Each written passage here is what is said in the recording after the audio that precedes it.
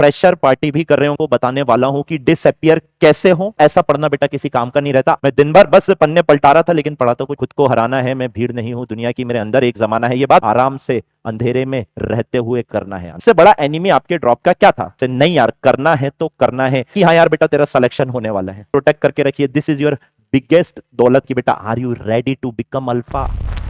आपके दोस्त बच्चों इस साल मेडिकल कॉलेज जा रहे होंगे, वहां से पिक भी अपलोड कर रहे होंगे और फ्रेशर पार्टी भी कर रहे होंगे, लेकिन आप क्या करोगे बच्चों? आप डिसअपियर होंगे। Complete disappear.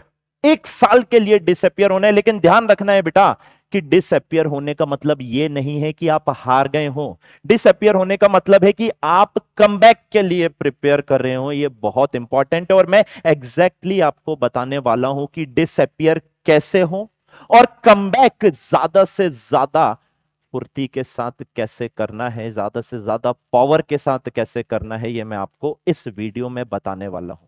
तो पहले तो ये समझो कि बेटा डिसअपियर होने का मतलब ये नहीं है कि आप अपने पेरेंट्स से बात करना बंद कर दो, आप डिप्रेशन में चले जाओ, आप 18-18 घंटे बैठ के पढ़ते रहो। और ऐसा पढ़ना बेटा किसी काम का नहीं रहता। आप बस एक बेंच पर बैठे रहते हो। आपके साथ हुआ भी होगा कई बार ऐसा कि मैं यार बैठा हुआ हूं, मैं दिन भर बस पन्ने पलटा रहा था, लेकिन पढ़ा तो कुछ नहीं। डिसअपियर होने का मतलब होता है बेटा कि यू स्टॉप सीकिंग वैलिडेशन।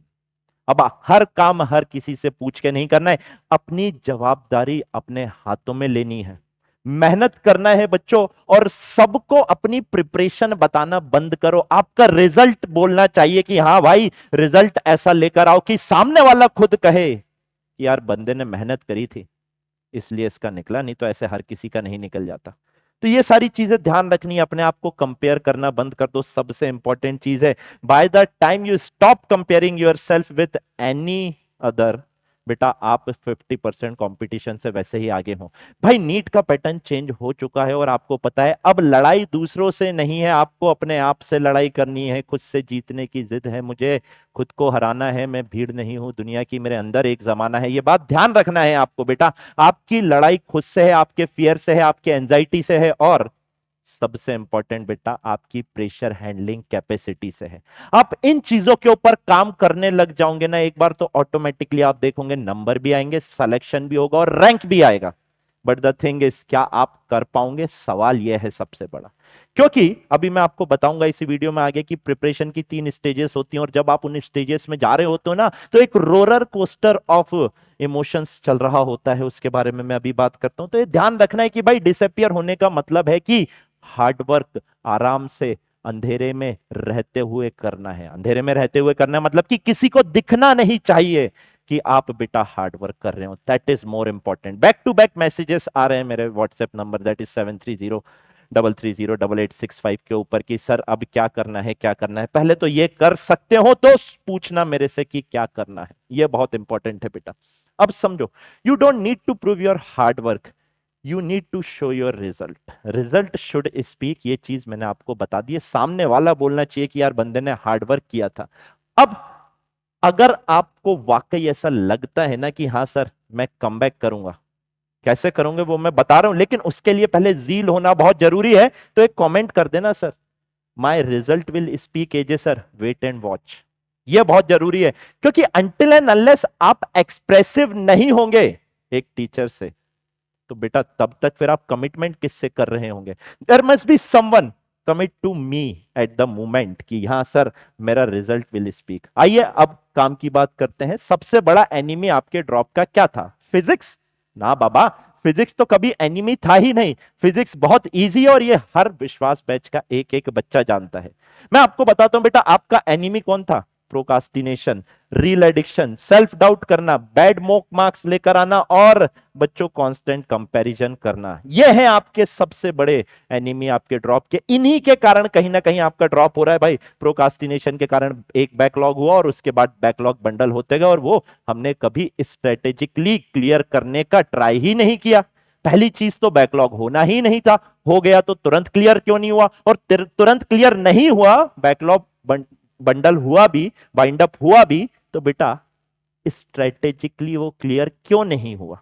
अपने आप से सवाल पूछना। और अगर इसका जवाब आपको नहीं पता है तो ड्रॉप लेने का मत सोचना बेटा, कोई मतलब नहीं है। You will end up destroying one more year of your precious life and some money of your parent as well. इस बात का ध्यान रखना। अब सुनिएगा बच्चों, the one who wins in NEET is not the smartest but the student who wins is the one who refuse to quit.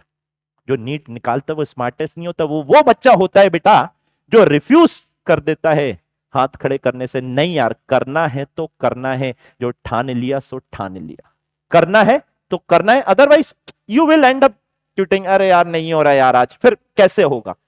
आप इस चीज को भी तो समझो, it is not possible for you ना। तो कौन, किसका रैंक आएगा, किसका सिलेक्शन होगा? उसका सिलेक्शन, उसका रैंक आएगा बच्चों the one who refuses to quit. अब समझो 3 स्टेजेस ऑफ ड्रॉप होती हैं, फटाफट मैं आपको बताता हूं। सबसे पहली स्टेज होती है आपकी एक्साइटमेंट की, जुलाई से अगस्त वाली स्टेज रहेगी है। यहां पर हर बच्चा पढ़ रहा होगा, हर बच्चा मोटिवेट हो रहा होगा, सब बढ़िया चल रहा होगा, टेस्ट में मार्क्स भी अच्छे आ रहे होंगे, घर वाले भी खुश हो रहे होंगे, यहां पर सबको लग रहा होगा इस बार तो मैं फोड़ दूंगा। क्या यही हुआ था? लेकिन उसके बाद बच्चों सितंबर से नवंबर के बीच में क्या होता है, बैकलॉग होना स्टार्ट हो जाते हैं। और आप अपने दोस्तों को कॉलेज जाते हुए देख रहे होते हो, वहां पर आपको थोड़ा थोड़ा डिमोटिवेशन होना स्टार्ट होता है। यार ये तो कॉलेज कर रहा है, इसके तो सेमेस्टर पे सेमेस्टर निकल रहे हैं, बढ़िया रिजल्ट आ रहा है, मैं क्या कर रहा हूं, मॉक पे मॉक दे रहा हूं और उसमें भी मार्क्स नहीं आ रहे हैं, एनालिसिस भी नहीं कर पा रहा हूं। इस साइकिल में फंसते हो आप बच्चों और अपने आप को डाउट करना स्टार्ट कर देते हो, और यहां पर मैक्सिमम बच्चे मेंटली क्विट कर देते हैं। क्या आपने भी किया था? सही से बताना, आपने भी क्या सितंबर से नवंबर के बीच में लास्ट ईयर कहीं ना कहीं सेल्फ डाउट के स्टेज में आ गए थे या नहीं आ गए थे? और थर्ड स्टेज होती है बच्चों द ट्रांसफॉर्मेशन स्टेज। इस स्टेज में ये होती है आपकी जनवरी से मई के बीच में। कोई मोटिवेशन नहीं होता है, कोई एक्साइटमेंट नहीं होती है, सिर्फ एक चीज होता है, डिसिप्लिन। डेली उठना है, मॉक टेस्ट देना है, लेक्चर करना है और अपनी मिस्टेक्स को रेक्टिफाई करना है। और यही वो स्टेज होती है बच्चों जहां से रैंक निकल कर आती है। और मैक्सिमम बच्चा इस स्टेज में इंटर करने से पहले ही क्विट कर देता है। इसलिए मैं कहता हूं बेटा नीट निकालना बहुत आसान है, बस एक चीज चाहिए रहती है, डिसिप्लिन, डेडिकेशन। अगर ये है आपके पास तो आप बहुत आसानी से मेरे बच्चों नीट निकाल कर ले जाओगे। तो आपका रैंक आपका बेस्ट डे डिसाइड नहीं करेगा, ये वो दिन डिसाइड करेगा जिस दिन बेटा आपका मन नहीं होगा पढ़ने का और आप बच्चों मन मार के 2 गुना पढ़ोगे। उस दिन डिसाइड होगा कि हाँ यार बेटा तेरा सिलेक्शन होने वाला है। अगर इस दिन आप नहीं पढ़े, जिस दिन आपका मन नहीं है, तो फिर आप भूल जाना बेटा सिलेक्शन होगा, ये बात ध्यान रहेगी। तो 5 रूल फॉर डिसअपियर मोड। पहला रूल होता है बच्चों डिलीट सोशल मीडिया एंड, क्योंकि हर एक रील आपका रैंक कहीं ना कहीं पीछे कर रही होती है। Please please please delete the social media. दूसरा, एक टीचर, एक मॉड्यूल, एक टेस्ट सीरीज, सिर्फ एक बैच, दैट इज विश्वास बैच। इसके अलावा you don't need anything for your preparation. सिर्फ मिनिमम रिसोर्सेस का मैक्सिमम यूटिलाइजेशन करोगे बेटा, तभी आपका रैंक या सिलेक्शन डिसाइड होता है। इस बात का आपको ध्यान रखना है। हर हफ्ते मॉक टेस्ट देना है। बुरा स्कोर आ रहा है, बहुत अच्छी बात है बेटा, इंप्रूव करो। मॉक टेस्ट आपको बताएगा कि बेटा आपको इंप्रूवमेंट की जरूरत है और कहीं से आपको यह बात नहीं पता लग सकती। एक फोर्थ रूल है कि आपको अपने माइंड को बचाना है टॉक्सिक रिलेटिव, टॉक्सिक फ्रेंड से, फालतू के कंपैरिजन से अपने आप को, अपने माइंड को आपको बचा के रखना है। Because everything starts here and ends here. ध्यान रखना है इस बात का, इसको प्रोटेक्ट करके रखिए। दिस इज योर बिगेस्ट दौलत, जो आप कहते हो ना, यही है सबसे बड़ी दौलत आपकी बेटा। इसको बचा कर रखो, जितना बचा के रख सकते हो। यहीं से सब कुछ होगा और यहीं सब खत्म हो जाएगा। 5वां रूल मैं यहाँ पे लिखा नहीं हूं, वो आप कमेंट में बताओगे। आपको क्या लगता है कि 5वां रूल क्या होना चाहिए? मैंने जानबूझ के नहीं लिखा यहाँ पे, मैं देखना चाहता हूं कि कौन वो 5वां रूल क्रैक कर पाता है। भाई ड्रॉप लेने की सोच रहे हो ना, let me see, let me test, let me जज कि भाई कौन बच्चा डिजर्व करता है ड्रॉप लेने का। मैं कमेंट में आपके रिप्लाई करके बताऊंगा। अब सुनो आगे की बात, सबसे टफ क्वेश्चन अब जो मैं पूछने जा रहा हूं। क्या आप 1 साल तक अननोटिस्ड रह सकते हो? Late me know in the comment box. Yes sir मैं रह सकता हूं। रह सकते हो तो ठीक है, नहीं रह सकते तो फिर दिक्कत है बेटा, क्योंकि आप डिसअपियर मोड का जो सबसे फर्स्ट प्रिंसिपल है कि भाई अननोटिस तो रहना पड़ेगा आपको, अदरवाइज फिर काहे का ही डिसअपियरेंस है ना। तो ये बात ध्यान रखना है, रह सकते हो या नहीं।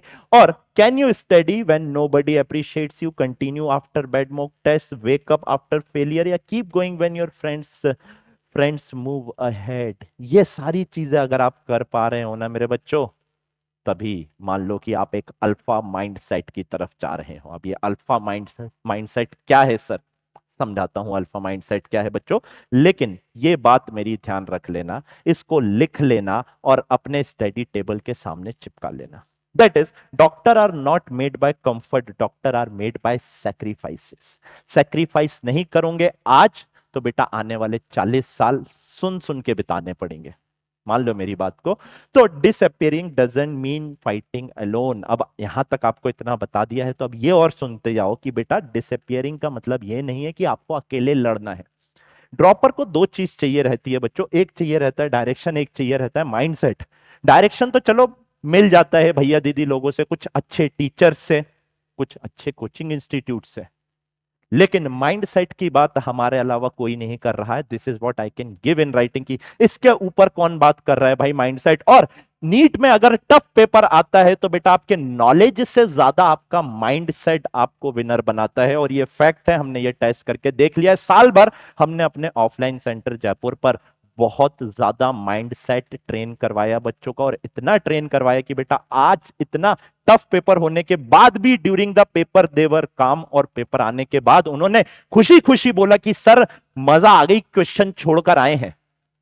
And this is where the mindset works. मजा आ गई, क्वेश्चन छोड़ के आए हैं। जिस दिन आपका बेटा ऐसा माइंडसेट हो गया, समझ लेना you are ready to crack any examination. NEET तो बहुत छोटी बात है। तो बेटा we will teach you to survive with bad days, we will build your unbeatable mindset. हम करेंगे ये, आपको सरवाइव कैसे करना है बैड डेज में। सबके दुनिया, आप सबकी लाइफ में बैड डेज आते हैं, हमारी लाइफ में आते हैं, आपकी लाइफ में, आपका बुरा एग्जाम गया, उनको सरवाइव कैसे करना है, बैड मोक को कैसे पॉजिटिव कंस्ट्रक्टिव क्रिटिसिज्म की तरह लेना है, ये वी विल टीच यू। इसी को हम कह रहे हैं कि बेटा are you ready to become alpha. Alpha mindset होना बहुत जरूरी है बेटा अगर अब नीट का एग्जाम देना है, क्योंकि नीट का पेपर अनप्रिडिक्टेबल हो गया है। कभी इजी हो जाता है, कभी बहुत टफ आ जाता है, और कभी इतना टफ कि भाई री नीट में तो पसीने ही छूट गए। लेकिन लेकिन लेकिन अल्फा माइंडसेट अगर आपका बनेगा ना बेटा, तो mark my word, you will beat any examination in your life. तो are you ready to become alpha? I want to know this in comment box. तो ध्यान रखो बच्चों, 1 year from now no one is going to ask you कि बेटा कितनी reel देखी, कितने फॉलोअर्स गेन किए, कितना हार्डवर्क किया तूने। सब सिर्फ एक ही सवाल पूछेंगे, बेटा क्या डॉक्टर बन गया या नहीं बन गया, क्या डॉक्टर बन गया या नहीं बन गया। ये इंपॉर्टेंट सवाल है बेटा, जो आपको आज से 1 साल बाद बहुत सारे लोग पूछ रहे होंगे। तो इसलिए मैं कह रहा हूं कि disappear in silence and come back with result, come back with the alpha mindset. तो 310 दिन है बेटा आप सैक्रिफाइस के अप्रोक्सीमेटली, 40 साल की रिस्पेक्ट मिल जाएगी 310 दिन के सैक्रिफाइस से। तो let me know in the comment box, are you ready to become alpha? Because Vishwas batch आ रहा है, और इस बार हर विश्वासियन बेटा अल्फा माइंड सेट के साथ पेपर देगा नीट 2027 का। इस बात का ध्यान रखना। आपकी कोई भी क्वेरी हो बच्चों, आप मेरे को 7303308865 के ऊपर व्हाट्सएप कर सकते हो। Thank you so very much and let me know in the comment box, are you ready to become alpha?